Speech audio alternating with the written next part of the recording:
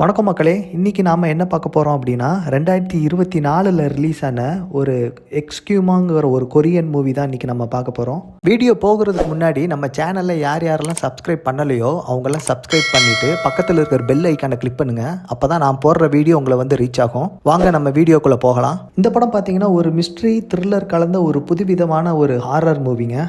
Amazon பிரைமில் stream ஆகிட்டு இருக்குதுங்க. So Tamil லாங்குவேஜ்லேயும் இருக்குது. படத்தோட ஆரம்பத்தில் பார்த்தீங்கன்னா எக்ஸாசிட்ங்கிற ஒரு 2 பேர் இருப்பாங்க, அதாவது பேய் ஓட்டுறவங்க. அவங்க 2 பேரும் சேர்ந்து ஒரு குழந்தைய பார்க்க வராங்க. வந்து பார்த்தா அந்த குழந்தை பார்த்தீங்கன்னா அழுதுகிட்டே இருக்குது.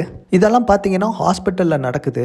அதுக்கப்புறம் பார்த்தீங்கன்னா அவங்க 2 பேரும் பார்த்தீங்கன்னா குழந்தையோட வீட்டுக்கு போகணும்னு சொல்கிறாங்க.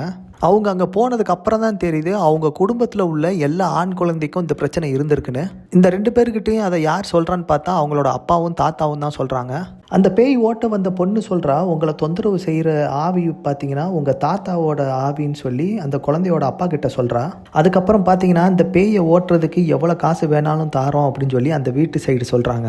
அதுக்கு அந்த பேய் ஓட்டுறவங்க என்ன சொல்கிறாங்க அப்படின்னா, அவங்க தாத்தாவை புதைச்ச அந்த டெட் பாடியை எடுத்து சில சடங்குகள்லாம் பண்ணணும், அதுக்கு கிம்முன்னு ஒருத்தரோட உதவி எங்களுக்கு வேணும்னு சொல்லி சொல்கிறாங்க.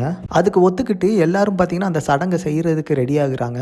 அதுக்கப்புறம் தான் இவங்கெல்லாம் சேர்ந்து அந்த சடங்கை செஞ்சாங்களாம், அந்த பேயை ஓட்டினாங்களாங்கிறது தாங்க அந்த படத்தோட மீதி கதை. அதுக்கப்புறம் படம் பார்க்குறதுக்கு சூப்பராகவே இருக்குங்க. ஒரு சஸ்பென்ஸ் மற்றும் த்ரில்லர் கலந்து சொல்லியிருப்பாங்க. இந்த படம் பார்த்தீங்கன்னா இதை பார்க்குறதுக்கு ஒரு புது விதமாக இருந்துச்சுங்க. அதனால் அந்த படம் பார்க்க நல்லா தான் இருந்துச்சு. படம் பார்த்தீங்கன்னா கொஞ்சம் பொறுமையாக தான் போகும்.